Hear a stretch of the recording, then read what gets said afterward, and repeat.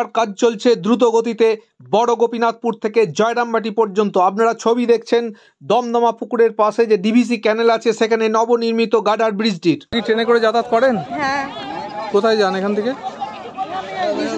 বিষ্ণুপুর যান। এই সন্ধ্যেবেলা একটাই ট্রেন আসে তো? ট্রেন বেশি হলে সুবিধা হয় নাকি?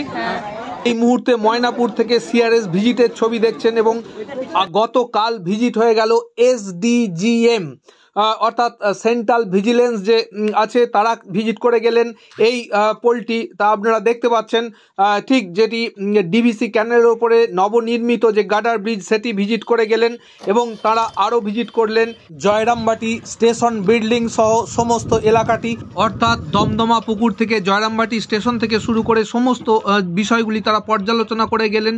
এটি এসডিজিএম এর ভিজিট ছিল ভিজিলেন্স দপ্তরের এবং সেই খবর আপনাদের সামনে বর্তমানে আমরা পরিবেশিত করছি। দেখুন আমরা সেই সমস্ত তথ্যগুলি আপনাদের সামনে তুলে ধরার প্রচেষ্টা রাখছি। এই হচ্ছে সেই দমদমা পুকুরের পরে যে ডিভিসি ক্যানেল আছে, সেই ডিভিসি ক্যানেলের ওপর নবনির্মিত যে গার্ডার ব্রিজ সেইটি মোট 3টি গার্ডার ব্রিজ আছে এবং সেগুলির মধ্যে এই 2টি প্রায় সম্পূর্ণ হয়ে গেছে এবং বর্তমানে দেখুন আজকেও এখানে কাজ চলছে এবং প্রচুর শ্রমিক নিয়োগ করা হয়েছে।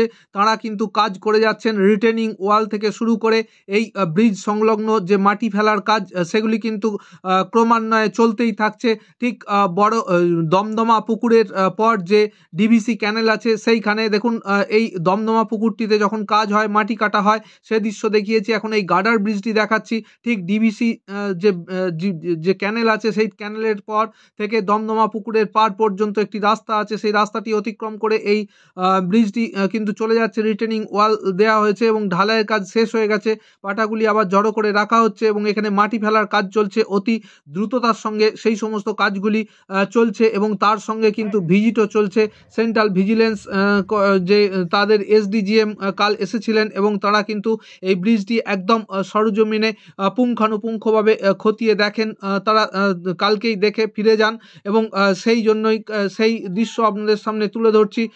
এই ব্রিজটির ঠিক কি কি কাজ হয়েছে সেগুলি আপনারা দেখতে থাকুন এবং একটা মোটামুটি স্বচ্ছ ধারণা হবে যে ঠিক বড় গোপীনাথপুরের পর থেকে কি কাজ হয়েছে। এই দেখুন বড় গোপীনাথপুর পরে যে গার্ডার ব্রিজ, সেই গার্ডার ব্রিজটি আমরা আগেই দেখিয়েছি এবং এই গার্ডার ব্রিজটিও কিন্তু সম্পূর্ণ হয়ে গেছে এবং আপনারা বলতে পারেন যে পরপর যে কাজগুলি কিন্তু খুব দ্রুততার সঙ্গে যে সম্পাদিত হচ্ছে সে বিষয়টিতে কোনো সন্দেহ নেই।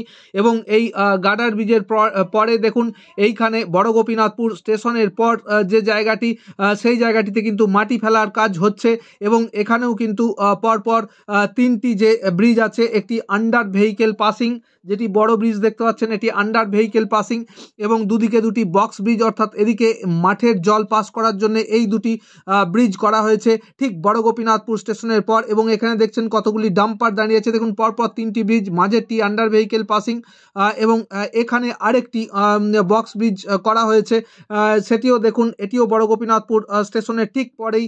এই জায়গাটিতে এবার মাটি ফিলিংয়ের কাজ শুরু হবে, সেই লক্ষ্যে কিন্তু ঢালাইয়ের কাজ চলছে।